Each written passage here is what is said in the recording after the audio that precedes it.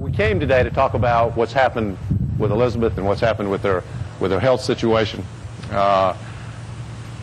Monday of this week, Elizabeth went to the doctor because she felt a pain on her left side.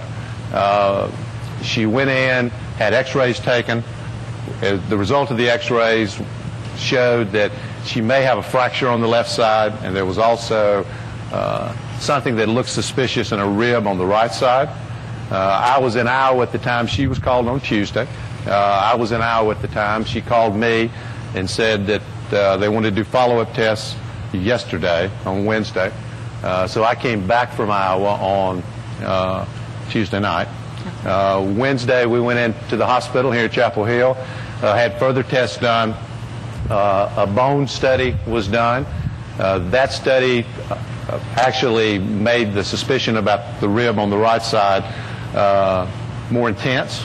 There was more concern about it, and as a result there was a biopsy done of that section of her rib on the right side. The biopsy showed that the cancer had returned. The net result of all the tests is that her cancer is back. It's largely confined in bone, which is a good thing. But the bottom line is her cancer is back. We are very optimistic about this because having been through some struggles together in the past, we know that the key is to keep your head up and keep moving and be strong. We intend to do exactly that. The thing that is true is that her cancer will not be cured now. Elizabeth will have this as long as she's alive, and the analogy that Dr. Carey gave us is it's like a patient having diabetes. You know, the disease never goes away, the diabetes never goes away, but you treat it with insulin, you take your medicine, and that's exactly what we intend to do. We've been married 30 years, known each other longer than that, and we will be in this every step of the way together. Thank you all for coming, and I appreciate that we delayed telling you all anything, and that's because we have family all over the country that we wanted to talk to first, and so we thought that was the best decision for us to do, and I appreciate that you all allowed us the opportunity to do that, to talk to everybody, explain things to my mother in Florida and to my aunt in Pennsylvania and John's parents, so that everybody could hear from us first before they heard through you. Honestly, through you hasn't turned out to be so reliable in the last 24 hours, but in addition, it's given us an opportunity to explain it to our children, which we have done, and they're fairly disappointed that it doesn't look like I'll lose my hair with the next round of medicine, but aside from that, they have the same hopeful attitude that we have.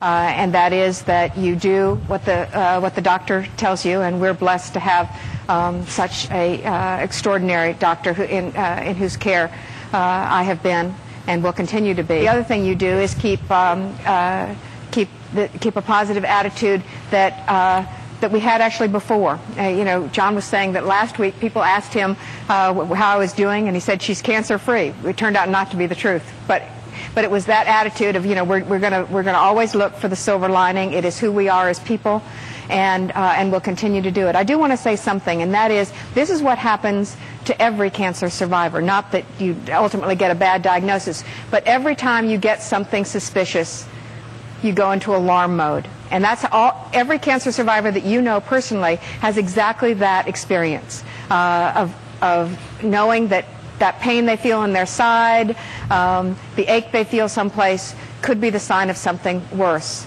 This turned out to be. There were times yesterday that we thought it might be a lot worse than it is, and we wouldn't be having the same conference we're having right now with the same hopeful tone. We're actually encouraged as we got more and more test results. And right now we feel incredibly optimistic. I expect to do next week all the things I did last week, and the week after that, and next year at the same time, all the same things I did last week. I do not expect, except that I'll be seeing Dr. Carey a lot more often, I don't expect my life to be significantly different. John. Senator Edwards, what does this mean for your campaign?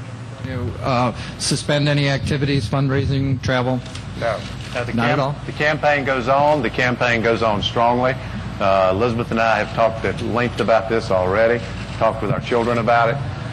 Basically, as I mentioned earlier, we've been confronted with these kind of traumas and struggles already in our life, and we know from our previous experience that when this happens, you have a choice. You can go cower in the corner and hide, or you can be tough and go out there and stand up for what you believe in. And both of us are committed to the cause. We're committed to changing this country that we love so much, and we have no intention of cowering in the corner. Are you ready for that? Stay on the road? For the people who couldn't hear, am I ready for that? I'm absolutely ready for this. I'm ready for that. I mean, honestly, I have all the energy. I mean, one of the reasons to do a press conference as opposed to a press release is that you can see, I mean, I don't look sickly. I don't feel sickly.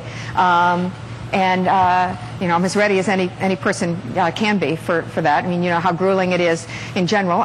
There is a likelihood that some of the medications that I will be taking will sometimes make me tired. I have, as you all well know, and a lot of you actually know that my younger children, 6- and 8-year-old, if I get tired, I actually expect they're going to be the reason, as opposed to the medications that Dr. Carey is going to be giving me. But there's a chance that both of them will make me tired sometimes, and so sometimes I'll step back to sort of regain my energy. But I'm also 57, you know, and so I might get a little tired. But I want to say something, and that is that one of the reasons that it's important from my perspective to move forward with this is that I'm immensely proud of John's campaign. He's run a campaign that's based on substance, based on reaching out to individual people. I mean, he's made certain that people understand the reason why he wants to be president, and it's not about John Edwards. If it were, you know, it'd be easy to give it up, honestly, and I think he would give it up in a second, and I would give it up, although there's honestly no health reason why we should. But they're not the reason, and it's the people that John met in the last 2 years working in the Poverty Center, and the people he met as he went overseas. It's the people that I met in 2003 and 2004.